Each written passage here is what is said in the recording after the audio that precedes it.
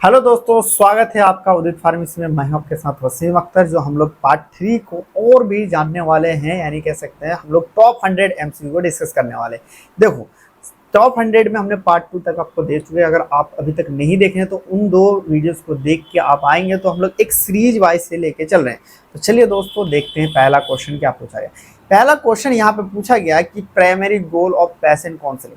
Patient counselling का जो हम लोग करते हैं तो उसका प्राइमरी गोल क्या होता है, या तो फिर उसका बेनिफिट क्या होता है, क्यों करते हैं काउंसलिंग। देखो, किसी चीज को समझाते किस लिए। पेशेंट काउंसलिंग का यही गोल रहता है कि हम लोग उसको ज्यादा से ज्यादा ये चीज समझा पाए कि भाई इंपॉर्टेंट ये चीज रखता है कि आप जो है अपने मेडिसिन के लिए या फिर अपने प्रति के लिए किस तरह से आप उन चीजों को फॉलो करके अच्छे से अपने हेल्थ केयर को कर सकते हैं। यानी अगर बात करें हम लोग तो इसमें एक्टिव रोल हम लोग बताते हैं उसमें कि आपका क्या रोल है इनको सही करने में। यानी आप अगर इसमें ध्यान नहीं देंगे तो हम लोग कुछ नहीं कर सकते हैं। तो empower the patient to take an active role on their care, one care, मतलब कि किस तरह से अपने आप का केयर कर सकते हैं, उसको हम लोग वो चीज समझाते हैं। राइट आंसर क्या होगा? राइट आंसर आपका बी होगा। चलिए नेक्स्ट देखते हैं। पूछा गया यहाँ पे which of the following is the not an objective of patient counselling. पूछा गया कि इनमें से कौन सा ऐसा चीज है जो ऑब्जेक्टिव नहीं है, यानी पेशेंट काउंसलिंग जब करते हैं तो इनको हम लोग ध्यान नहीं देते हैं। देखो, पहला यहाँ पे लिखा इंप्रूव पेशेंट कंप्लेंस, यानी बिल्कुल हम लोग करते हैं। अवॉइड एडवर्स ड्रग रिएक्शन, बिल्कुल हम लोग इसमें करते हैं। किस तरह से?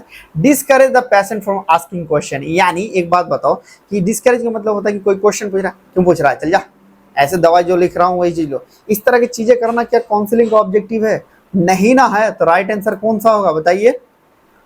राइट आंसर क्या, कौन सा एक इनमें से ऑब्जेक्टिव नहीं है? अगर हम लोग बात करें तो ये जो है डिस्करेज पेशेंट को जो आश्चर्य क्वेश्चन करे वो हमारे पास नहीं है। नेक्स्ट देखते हैं। पूछा गया which types of question should A pharmacist avoid during the counselling. पूछ रहा है कि किस तरह का क्वेश्चन जो है फार्मासिस्ट को अवॉइड करना चाहिए, यानी छोड़ देना चाहिए जब काउंसलिंग करता है। Opening and ending question, closing question, leading question, इनग्रेडिंग क्वेश्चन। पूछ रहा है कि किस तरह के क्वेश्चन को आपको अवॉइड करना चाहिए। मान लीजिए आप ही फार्मासिस्ट है तो आप जो पेशेंट से क्वेश्चन करेंगे तो किस तरह का क्वेश्चन आपको नहीं करना चाहिए या फिर ज्यादा से ज्यादा आपको छोड़ देना चाहिए। देखो, जो हमारे पास लीडिंग क्वेश्चन आता है वो चीज हम लोग नहीं करना चाहिए। नेक्स्ट देखते हैं। पूछा गया what is the first stage of patient counselling. Patient counselling में टोटल हमारे पास 4 स्टेज होता है। पहले कह सकते हो हमारे पास इंट्रोडक्शन, फिर आता है हमारे पास ओपनिंग, फिर आता है हमारे पास काउंसलिंग कंस्टेंट, फिर आता है क्लोजिंग सेशन। राइट आंसर क्या बताना? मैंने आपको फर्स्ट स्टेप के बारे में अभी बताया। 4 स्टेप में काउंसलिंग करता है। यही काउंसलिंग का जवाब, अभी तो एमसीक्यू आप लोग पढ़ रहे हो, ये लॉन्ग में इस बार के लिए आपका इंपॉर्टेंट है। तो आप क्या करेंगे और पेशेंट काउंसलिंग को डिटेल में पढ़ना कि कौन कौन से स्टेप करते हैं, किस तरह से हम लोग इसका चालू करते हैं, किस तरह का क्वेश्चन पूछा जाता है। तो फर्स्ट स्टेप जो होता है वो हमारा इंट्रोडक्शन होता है। नेक्स्ट यहाँ पे पूछा गया which of the following is the patient based variant during the effective counselling. पूछ रहा है कि जब हम लोग काउंसलिंग करते हैं तो पेशेंट से रिलेटेड कौन सी ऐसी चीज है जो काउंसलिंग सही तरीके से होने को नहीं दे रहा। पहला ये चीज है कि लैक ऑफ प्राइवेसी। अगर मान लीजिए आपने प्राइवेसी नहीं दिया फार्मेसी में तो सही तरीके से बोल नहीं पाएगा। ये गलती आपकी है, फार्मासिस्ट की है, पेशेंट की नहीं। Lack of trust in pharmacist, मतलब कि आप एक बात बताओ, पेशेंट आपको ट्रस्ट, कोई ऐसा बीमारी है जो ट्रस्ट नहीं कर पा रहा है, यानी बोल नहीं पा रहा, तो ये क्या हमारे पास इस तरह का जो बैरियर है वो हमारे पेशेंट से रिलेटेड चीजें बैरियर आती है। नेक्स्ट देखते हैं। पूछा गया for hypertension management which medication required patient to avoid the grapefruit juice.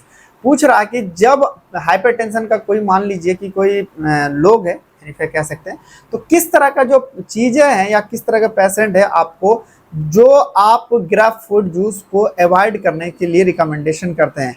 तो कौन से ऐसा दवाई लेंगे जब हम लोग क्या है ग्रेप फ्रूट नहीं लेंगे, यानी कह सकते हैं कि अंगूर का जूस हम लोग नहीं लेंगे। तो हमारे पास जो कैल्शियम चैनल ब्लॉकर आता है, इस कंडीशन में हम लोग इसको अवॉइड करेंगे। नेक्स्ट पूछा गया what is the key counselling point for patient asking metformin. पूछ रहा है यहाँ पे कि क्या काउंसलिंग पॉइंट में रहेगा जब पेशेंट जो है मेटफॉर्मिन चीजें लेंगे। मेटफॉर्मिन कब देते हैं? हम डायबिटीज के केस में देते हैं। तो पहला ये है कि टेक एन, इसको खाली पेट में लेना चाहिए, या फिर stop before the surgery involve the contract media, यानी कह सकते हैं कि सर्जरी से पहले हम लोगों को नहीं लेना चाहिए, या पोटासियम रिट हम लोग को अवॉइड करना चाहिए, या फिर देखो अगर हम लोग मेटफॉर्मिन के बारे में बात करें, जो पेशेंट जब हम लोग काउंसलिंग करेंगे तो उसको हम लोग कहेंगे भाई साहब सर्जरी से पहले इसको आप नहीं लेंगे, ठीक है। चलिए नेक्स्ट देखते हैं।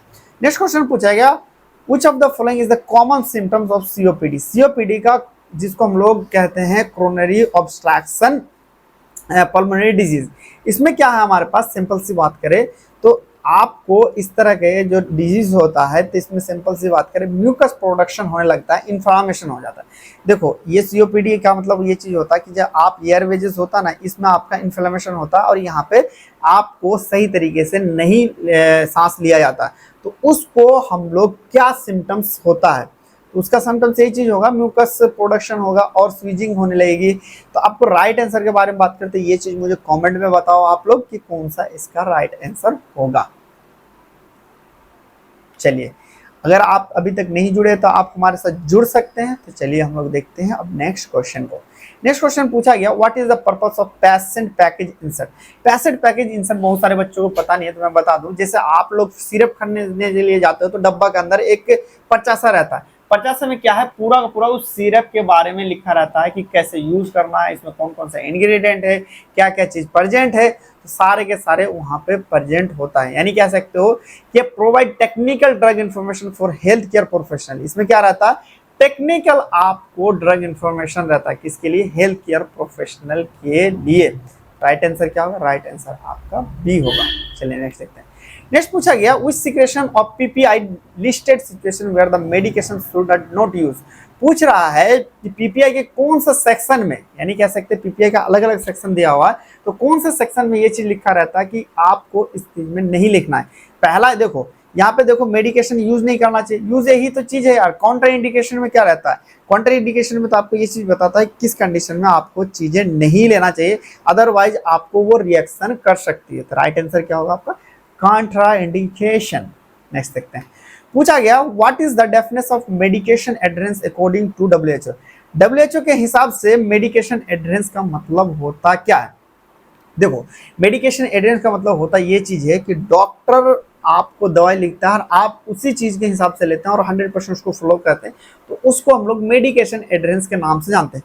जब डॉक्टर के हिसाब से लेंगे, सही चीज आप डॉक्टर को फॉलो करेंगे, तो जाहिर सी बात है आपको अच्छे से ज्यादा उसका प्रॉफिट मिलेगा, यानी बेनिफिट मिलेगा।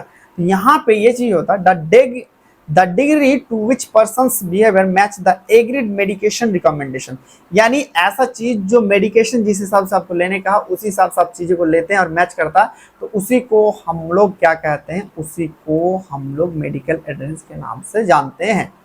राइट आंसर क्या होगा बताना, राइट आंसर आपका बी होगा। चलिए नेक्स्ट देखते हैं। पूछा गया, which of the following is synonyms for the medical adherence. Medical adherence को हम लोग किस नाम से जानते हैं, मेडिकल एडहेरेंस को हम लोग पेशेंट कंप्लेंट्स के नाम से भी हम लोग जानते हैं। राइट आंसर क्या है, बी।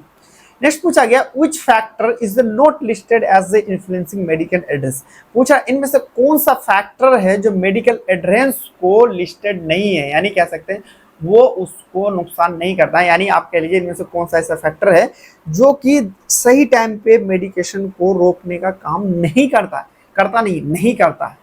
तो सोशियो इकोनॉमिकल स्टेटस बिल्कुल करता है यार, क्योंकि देखो अगर आपके पास पैसा नहीं होगा तो उस कंडीशन में आप नहीं ले सकते।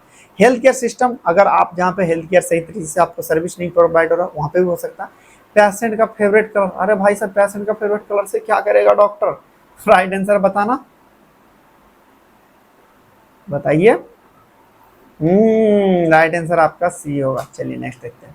पूछा गया, what is the persistence in contact of medication adherence. Medical persistence मतलब कह सकते हो कि इनमें से कौन सा ऐसा चीज है जो मेडिकल एडहेरेंस के हिसाब से परसिस्टेंस है, यानी कह सकते हो पहला अगर हम लोग देखें राइट आंसर, तो इसका क्या होता है कि the time from therapy initiation to discontinuation, यानी कह सकते हो परसिस्टेंस हो, मान लीजिए कि आपने रुकावट यानी बाध्य कह सकते हो, आपको मान लीजिए 3 दिन का दवाई दिया, 4 दिन का दवाई दिया, लेकिन एक दिन खा के आप आराम हो जाते, दवाई छोड़ देते हो, उस कंडीशन को हम लोग परसिस्टेंस के नाम से जानते हैं।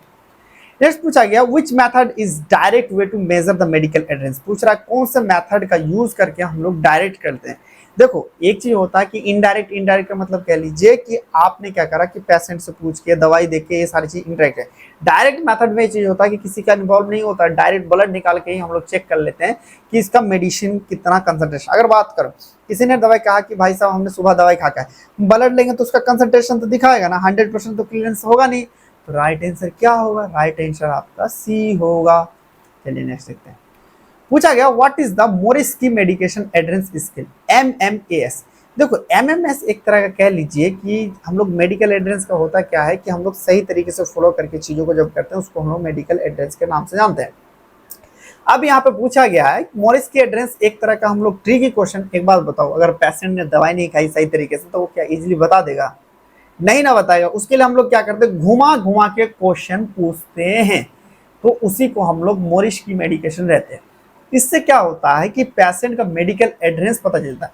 मान लो हम पूछ लेंगे अच्छा यही 10 दिन में आप ट्रेवल किए हैं क्या? बोले हाँ। अब बताओ उस ट्रेवल में दवाई खाए हो? बोले भूल गए थे, नहीं लेके गए, फंस गया। तो राइट आंसर क्या होगा हमारे पास? इसमें हम मेजर करते हैं पेशेंट का एड्रेस को। नेक्स्ट देखते हैं। पूछा गया which is an example of intentionally non address. Intentionally मतलब कह लिए इनमें से कौन सा ऐसा चीज है जो जानबूझ के आप दवाई नहीं लेते हैं। वो क्या है हमारे पास, कुछ चीज साइड इफेक्ट या फिर आप जान चीज के नहीं लेते हैं तो उसको हम लोग जानबूझ के, जैसे कि हमने दवाई लिया और हमें साइड इफेक्ट का डर है जिसकी वजह से हम लोग दवाई नहीं लेते हैं, तो उस कंडीशन को ही हम लोग इंटेंशनली मतलब कह सकते हैं जानबूझ के नहीं लेते हैं, तो उसी को हम लोग मेडिकल एड्रेस के नाम से जानते हैं। राइट आंसर क्या होगा? बी होगा। नेक्स्ट देखते हैं। नेक्स्ट पूछा गया what is the common reason for non medical adherence in asymptomatic patient. पूछ रहा इनमें से कौन सा ऐसा चीज होता है जो नॉन मेडिकल एड्रेस पहुंचता है, लेकिन कब? एसिम्पैटिक का मतलब कह लीजिए आपने दवाई खाया और आराम मिल गया और सारा सिम्टम्स खत्म हो गया। 10 दिन का दवाई लिखा, 2 दिन दवाई खाया, आराम मिल गया, आपने दवाई छोड़ देते। तो उसने पूछा है क्यों छोड़ देते? इसलिए छाड़ते हैं ताकि हम लोग को जो है मोटिवेशनल नहीं रहता है, मतलब कि उसमें सिम्टम्स प्रेजेंट नहीं होता। और दूसरी बात, अरे सही हो गया क्या हम लोग दवाई खाएंगे, हटाओ यार। इस कंडीशन में हम लोगों को ये नॉन मेडिकल एड्रेस हो सकता है जो एसिम्पटोमेटिक होता है। चलिए अब आता है which strategy is recommended to improve adherence. पूछ रहा है इनमें से कौन सा ऐसा स्ट्रेटेजी हम लोग अपनाएंगे जिससे हम लोग मेडिकल एड्रेस करें। एड्रेस का मतलब कह सकते हैं किस तरह से चीजें करें जो सही तरीके से ज्यादा हम लोग मेडिकेशन को फॉलो कर पाए टाइम से। बताना। बिल्कुल राइट आंसर के बारे में बात करें तो हम लोग क्या करेंगे, सिंप्लीफाई मेडिकेशन रेजिमेंट करेंगे, जैसे वंस डेली डोज दे देंगे, जिसके कारण ये हमारे पास क्या होगा, मेडिकल एड्रेस ये चीज बढ़ सकता है। चलिए लास्ट क्वेश्चन पूछ रहा है how can health care provider address non medical address due to the depression. पूछ रहा है कि किस तरह के हेल्थ केयर प्रोवाइड जो है नॉन मेडिकल एड्रेस है आपके जिस पर डिप्रेशन है उसको करता है। देखो उसको अगर हम लोग बात करें सबसे पहले उससे जो रिलेटेड चीज़ें हैं, चैलेंजेस है, उसको रिड्यूस करके या एम्बैरेसमेंट। राइट आंसर बताना क्या होगा इसका? राइट आंसर आपका बी होगा। चलिए दोस्तों इसी तरह अगर आप अब तक नहीं जुड़े हैं तो हमारे साथ जुड़ सकते हैं प्ले स्टोर पर। कोई भी क्वेरी हो तो आप यहाँ पे मैसेज कर सकते हैं। चलिए दोस्तों फिर मिलेंगे नेक्स्ट लेक्चर में, तब तक के लिए बाय, टेक केयर।